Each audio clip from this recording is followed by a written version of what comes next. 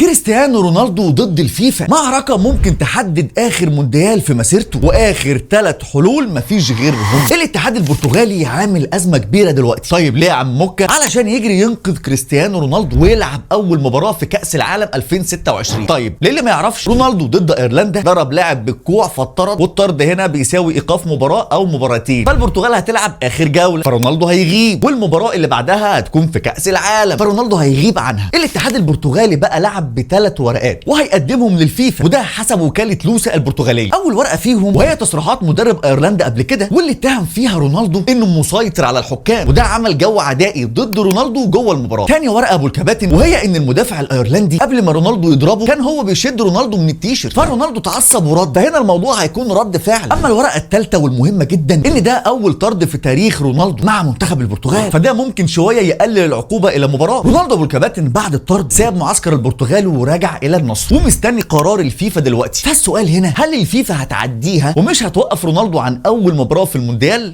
ولا لا؟